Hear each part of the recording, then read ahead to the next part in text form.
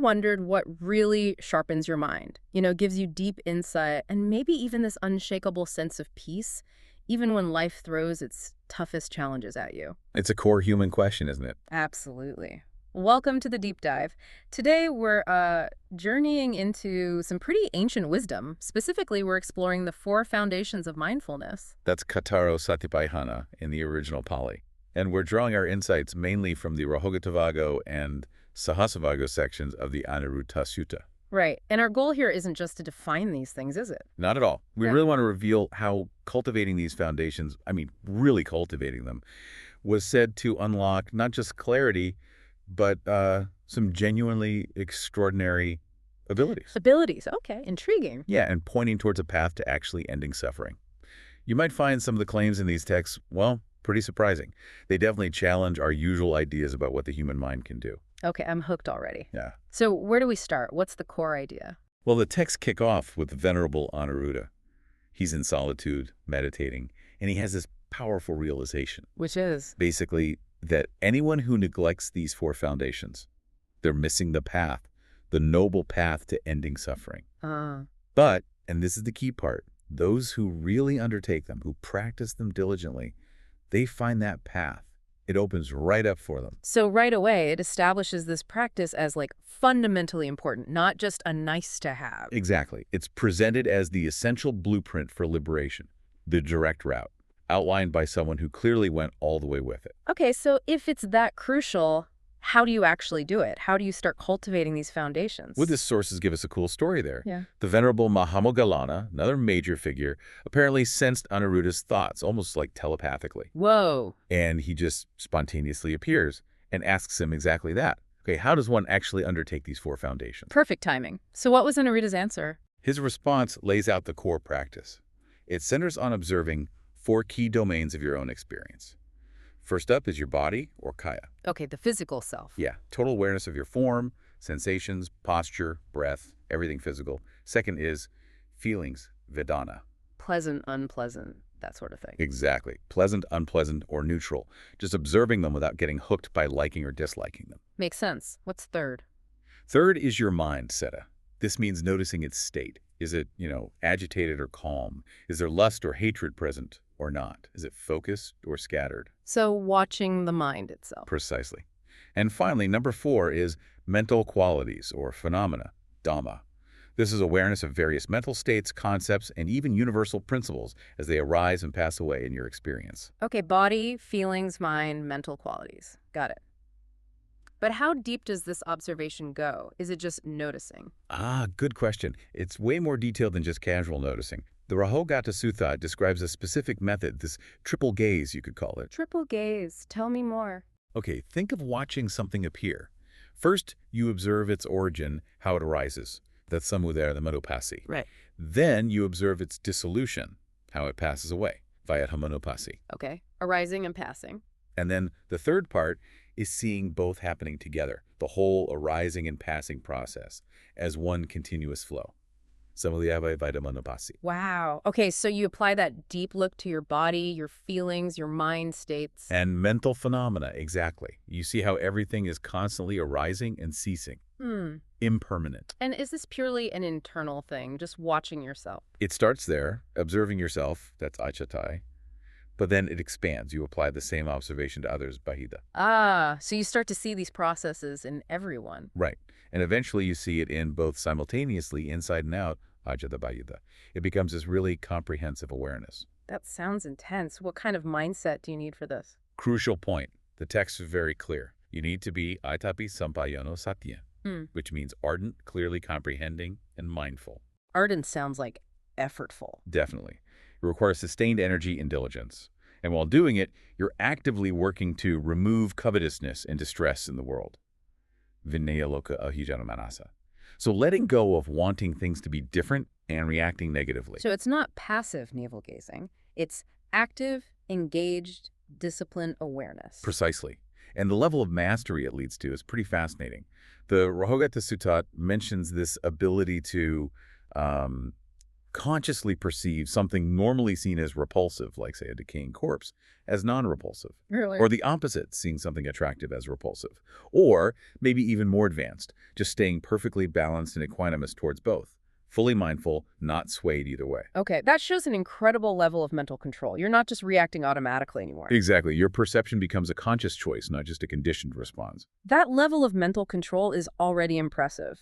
But then the sources suggest this goes even further, right? Into unlocking, well, what did you call it? Great direct knowledge. Mahāmoggallāna, yeah. Great direct knowledge.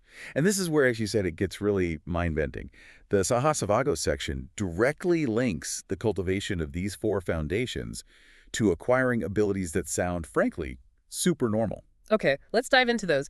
What kind of abilities are we talking about? Well, one of the big ones is recollection of past lives. Bhuvanivāsanussati. Remembering past lives, seriously. That's what the texts claim. Anuruddha himself says he could recall his lives going back 1,000 eons, kapasahasa. 1,000 eons! That's unimaginable. Right, and not just vague feelings. He says recalling specific details. Name, clan, appearance, what food you ate, your experiences of pleasure and pain, how long you lived, how you died, and where you were reborn next. Wow. That completely shifts your idea of who you are, doesn't it, if you could actually access that kind of memory? Profoundly. And then there are the psychic powers, or iddhivida. Okay, like what? Flying. That's on the list. Yeah. The texts mention being one and becoming many, or many becoming one, appearing and vanishing at will. Invisibility. It seems like it. Passing through solid objects, walls, mountains, as if they were just air. Seriously, like walking through walls. That's the description. Also sinking into the earth and emerging from it like it's water. Walking on water like it's earth. Okay, this is sounding very mythical. It definitely pushes the boundaries of what we consider possible. Flying cross-legged in the sky like a bird, even reaching out and touching the sun and moon. Touching the sun and moon. And traveling physically to other realms, like the Brahma world. It depicts a complete mastery over the physical, it seems. Unbelievable. What else? Beyond the physical type powers, there are enhancements to the senses, like the divine ear, Dibasoda. Hearing things far away. Exactly. Hearing both divine, sort of celestial sounds and human sounds, whether they're far or near, with perfect clarity. And I bet there's a divine eye, too. Oh, you got it. Divine eye, Dukkhakkhayagāmī. This one's really profound. It's the ability to see beings dying and being reborn in different realms. Being rebirth. Yeah, and understanding why. Seeing if they are base or noble, beautiful or ugly, fortunate or unfortunate, and knowing how their actions, their karma, led to that specific rebirth. Good actions leading to good rebirths, bad actions to lower ones. So it's like seeing the whole system of karma in action. A direct, unfiltered perception of cause and effect across lifetimes. Okay, that's already a lot. Past lives, psychic powers, divine senses. Is there more? Oh yes, there's mind-penetrating knowledge, Satipaṭṭhāna. Knowing what others are thinking. Mind reading. It's often translated that way, but it seems deeper. It's described as knowing the state of another person's mind. Oh, so? Knowing if their mind has lust or is free from lust, if it has hatred or is free from hatred, if it's deluded or free from delusion, whether it's constricted or expansive, focused or scattered, liberated or still bound. So it's less about reading specific thoughts and more about understanding the fundamental quality and state of their consciousness. Exactly. A very deep form of insight or empathy, you could say. That's incredible. Anything else in this category of great direct knowledge? The list keeps going. There's knowledge of right and wrong courses of action, a deep understanding of karma, past, present, future, its conditions, its results. Understanding karma fully. Yep. Knowledge of the path that leads everywhere. Knowledge of the many different elements that make up the world. Knowledge of the diverse inclinations and tendencies of different beings. Knowing people's inclinations. And even knowing the specific faculties or capacities of other beings.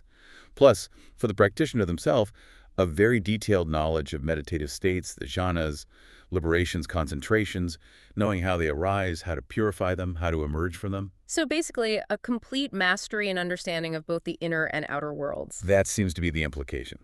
But all of these amazing abilities, however extraordinary, they all point towards and culminate in the ultimate goal. Which is? The extinction defilements, āsavakkhaya, this is the big one. The complete ending of the mental cankers or effluence, greed, hatred, delusion. Leading to liberation. Yes. The liberation of mind, liberation through wisdom, realized directly, right here and now, in this very life. the complete end of suffering. That's the final, most significant outcome. So the powers aren't the goal in themselves, they're more like byproducts, Yeah. or maybe signs of progress on the path to the real goal. That seems to be the perspective, yes.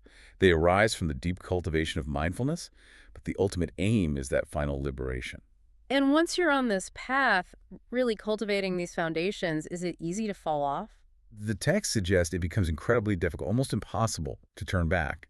There's a powerful analogy used in the Salagara Suttai. An analogy. Yeah, comparing the practitioner to the Ganges River. You know how the Ganges flows persistently eastward towards the ocean. Right. Well, the text says, just like a huge crowd of people couldn't possibly force the Ganges to flow westward against its nature. Similarly, a bhikkhu, a monk, or a serious practitioner who is diligently cultivating these four foundations cannot be turned back towards the lower worldly life, even if kings or ministers or friends offer them immense riches and power. Why not? What's changed?